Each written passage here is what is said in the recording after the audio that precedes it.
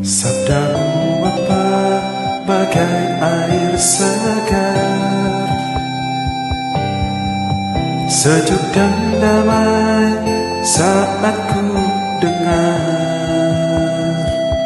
Halo sahabat Santo Paulus, selamat bertemu kembali di channel ini. Saya menjawab satu pertanyaan dari salah seorang umat yang bertanya begini. Saya dibaptis secara Katolik, tetapi saya menikah secara Protestan. Dan setelah saya menikah secara Protestan, saya masih sering masuk ke gereja Katolik dan saya tetap menerima komuni. Apakah saya salah, Pastor? Saya akan menjawab pertanyaan itu di sini karena menurut saya banyak umat Katolik juga harus mengetahui ini.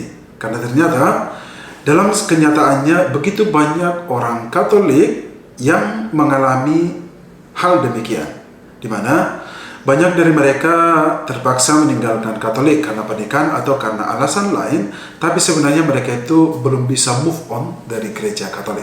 Nah, menyangkut dengan pertanyaan tadi, apakah seorang Katolik yang sudah menikah secara Protestan salah bila dia menghadiri misa dan menerima komuni dalam gereja Katolik? Jawaban saya ada dua. Yang pertama, kalau seandainya dia menikah secara Protestan dan mendapatkan izin atau dispensasi dari gereja Katolik untuk menikah beda gereja, maka Anda tidak salah dalam hal ini.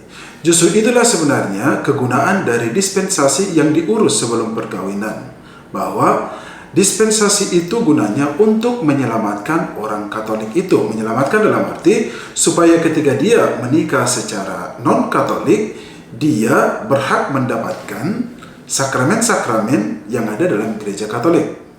Mengenai apa itu dispensasi dalam gereja Katolik, saya sudah menjelaskan itu di channel ini. Silakan Anda lihat nanti di episode 105. Yang kedua, kebalikan dari yang pertama tadi. Kalau misalnya dia menikah di gereja Protestan, tapi tidak mendapatkan dispensasi dari pihak gereja Katolik, maka dia salah ketika dia menyambut komuni. Sebenarnya ini bukan masalah benar atau salah, tetapi ini masalah layak atau tidak layak. Nah, dalam kasus seperti tadi bahwa dia tidak layak menerima komuni saat menghadiri misa dalam gereja Katolik. Jadi, ketidaklayakan dia itu membuat dia terhalang untuk menerima komuni dalam gereja Katolik. Karena apa? Karena ketika dia melakukan perkawinan semacam itu tadi, menikah di luar gereja Katolik tapi tidak mendapatkan dispensasi, secara otomatis dia sudah meninggalkan gereja Katolik. Makanya dalam gereja Katolik selalu ada pengumuman sebelum umat menyambut komuni. Bunyi pengumumannya kira-kira begini. Yang boleh menerima komuni kudus adalah mereka yang sudah dibaptis secara Katolik atau yang sudah diterima secara resmi di dalamnya, sudah menerima komuni pertama dan tidak mempunyai halangan.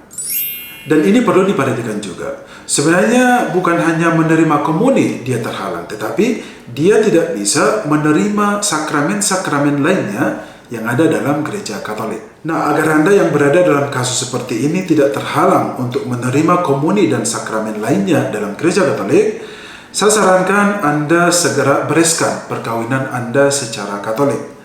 Langkah pertama yang harus Anda lakukan adalah hubungi paroki terdekat di mana Anda tinggal atau di mana Anda berdomisili.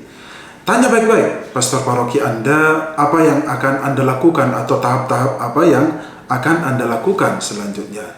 Dan kalau Anda tidak mau membereskan perkawinan Anda secara Katolik atau Anda tidak mau melakukan apa yang saya katakan tadi, jadi dari mulai sekarang ini stop kebiasaan itu. Anda bisa menghadiri perayaan Ekaristi dalam gereja Katolik, tetapi Anda jangan menerima komuni. Kalau Anda masih tetap melakukan itu, padahal Anda sudah tahu Anda terhalang, itu berarti akan semakin menambah dosa-dosa Anda, dan itu sangat melukai gereja Katolik.